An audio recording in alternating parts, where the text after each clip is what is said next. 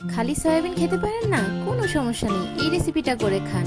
অনেক মজাদার, লোভনীয়। চলুন কিভাবে রেসিপিটা করেছি তা দেখাই। প্রথমে এখানে আমি কিছু বরবটি কেটে নিয়েছি, তারপর একটা টমেটো নিয়ে নিয়েছি, এটাকেও কেটে নিচ্ছি।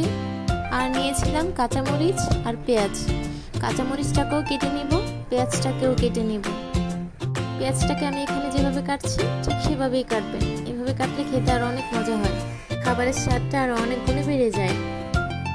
তারপর কাটা শেষ হলে আমি একটা বাটিতে নিয়ে নিব। এখানে আছে টমেটো কুচি, পেঁয়াজ কুচি, মরিচ কুচি, এখানে নিয়েছি বরবটি। তারপর এখানে 2টা ডিম নিয়ে নিয়েছি, সাথে একটা ম্যাগি মশলা নিয়েছি। তারপর নিয়ে নিয়েছি সয়াবিন।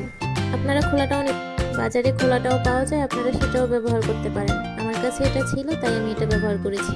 এখন আমি সয়াবিনগুলোতে গরম পানি দিয়ে নেড়ে দিব। এখানে আমি গরম পানিতে বরবটিগুলি দিয়ে নিচ্ছি। এগুলিকে একটু সিদ্ধ করে নিব, ভালো করে সিদ্ধ করে নিব। তারপর এখানে আমি নুডলস নিয়ে নিয়েছি 2 প্যাকেট। আপনারা আপনাদের ইচ্ছা মতো নুডলস নিয়ে নিতে পারেন। এখন প্যাকেটগুলোকে আমি একটা সিজার দিয়ে কেটে নিচ্ছি, ভেতর থেকে মশলাটা বের করে নিচ্ছি। 2টা প্যাকেট থেকে কিন্তু 2টা মশলা বের হয়েছে। আমি এক্সট্রা একটু ম্যাগি মশলাও দিয়েছিলাম। মশলার প্যাকেটগুলো কাটা শেষ হলে এখন আমি নুডলসটা গরম পানিতে দিয়ে দিব। বরবটির সাথে একসাথে সিদ্ধ করে নিব, ভালো করে নেড়েচেড়ে সিদ্ধ করে নিব। সিদ্ধ হয়ে গেছে, এখন আমি এগুলোকে উঠিয়ে নিব।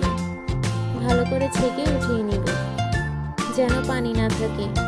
উঠিয়ে নিয়েছি। এবার একটা কড়াইতে তেল দিয়ে দিব। তেলটা এখানে বাড়িয়ে কমিয়ে নিতে পারেন, আপনাদের ইচ্ছা মতো নিতে পারেন, কোনো সমস্যা নেই। এখন আমি টমেটো কুচিগুলি দিয়ে দিচ্ছি, সাথে পেঁয়াজ কুচিও দিচ্ছি। এগুলোকে একসাথে ভালো করে নেড়েচেড়ে নিব, একটু ভাজা ভাজা করে নিব। ভাজা ভাজা হয়ে আসলে এর ভিতর সয়াবিনগুলো দিয়ে দিব। তারপর ভালো করে নেড়েচেড়ে মিশিয়ে নিব।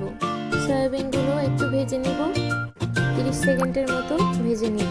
তারপর এখানে আমি ডিম দিয়ে দিব। আমি 2টা ডিম দিয়েছি এখানে, আপনারা চাইলে একটা ডিম দিতে পারেন। তারপর ডিমটাকে ভালো করে নেড়েচেড়ে মিশিয়ে নিব। মেশানো হয়ে গেছে, এবার আমরা নুডলসটাকে দিয়ে দিব। এই যে দেখেন, এখানে আমি নুডলসটা দিয়ে দিয়েছি। এখন ভালোভাবে নেড়েচেড়ে মিশিয়ে নিব। মেশানো হয়ে গেছে, এবার আমি নুডলসের মশলাটা দিয়ে নিচ্ছি। এখানে নুডলসের মশলাটা দিয়েও আমি আগের মতোই ভালোভাবে নেড়েচেড়ে মিশিয়ে দিব। 1 মিনিটের মতো আমি ভালোভাবে নেড়েচেড়ে মিশিয়ে নিয়েছি, চুলার আঁচটা লোতে রেখে। এই যে দেখেন, আমার নুডলসটা কিন্তু হয়ে গেছে। এখন আমি নুডলসটাকে নামিয়ে নিচ্ছি।